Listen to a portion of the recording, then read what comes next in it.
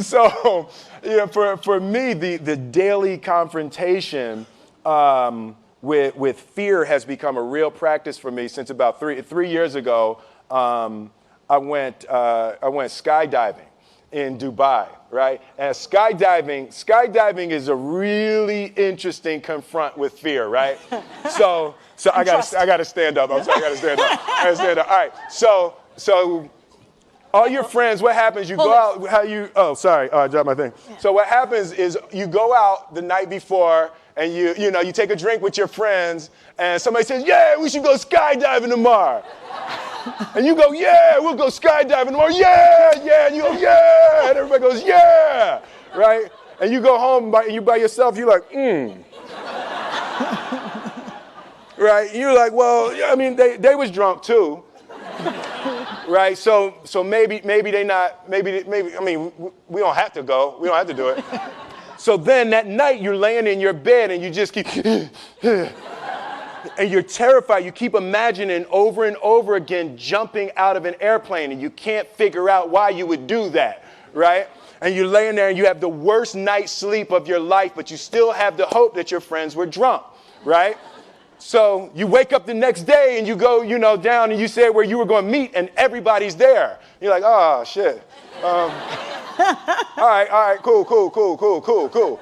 Right? So you get in the van and you don't know that your friends had the same night that you had because they're pretending like they didn't. They're like, yeah, man, my uncle's a Navy SEAL and, this is going to be great. I've been looking forward to this. And you're like, oh, my God. And your stomach is terrible. You can't eat and everything, but you don't want to be the only punk who doesn't jump out of this airplane. So you get there, and then you have this safety brief. And you're standing there, and the guys will tell you, well, if the chute doesn't open, what's going to happen is why the hell, what could happen? That the chute wouldn't open, right? So you do a thing, and what you do is your first jump, you're attached to a guy who is going, he's going to walk you out. So you go, and you get there, and there's an airplane, and nobody's stopping. Everybody's still going.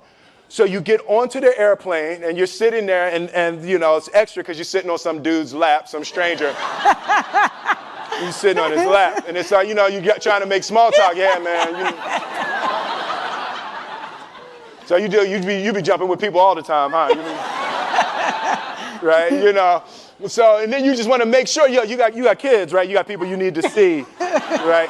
You just want to make sure he's serious, right? So you get in there. So everything's normal. So you fly and you go up to 14,000 feet, and you notice there's a light. It's red and it's yellow and green, right? So right now the light's red. So then you start thinking at some point the light's going to go green, but you don't know what's going to happen, right? And you wait and it goes yellow and the light goes green and somebody opens the door, and in that moment you realize you've never been in a freaking airplane with the door open.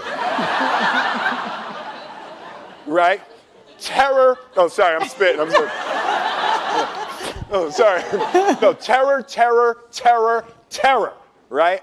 So you go, and then, if you were smart, you sat in the back so you don't go first, right? And then people start going out of the airplane. And you go, and the guy walks you up to the end of the thing, and you're standing, and your toes are on the edge, and you're looking out down to death. And they say, on 3.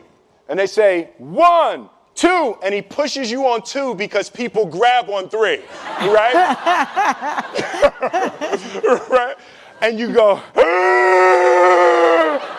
and you fall out of the airplane, and in 1 second, you realize that it's the most blissful experience of your life. You're flying, right? It doesn't feel like falling, right? It's like you actually are kind of held a little bit by the wind, and then you start falling, and there's zero fear. You realize that the point of maximum danger is the point of minimum fear.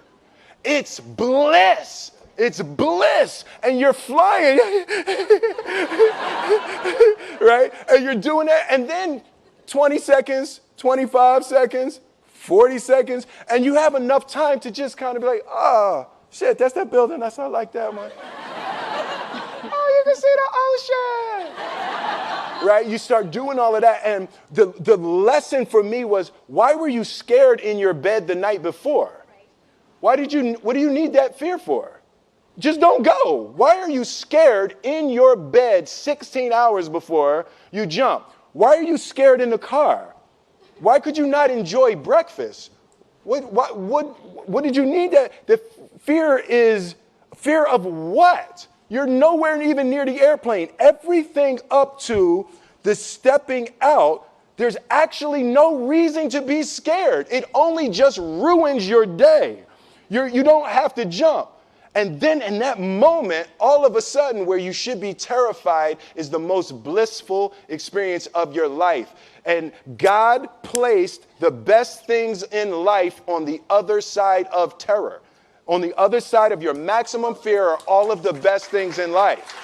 You know? Mm-hmm. So that was sorry. So that was, no, it was good.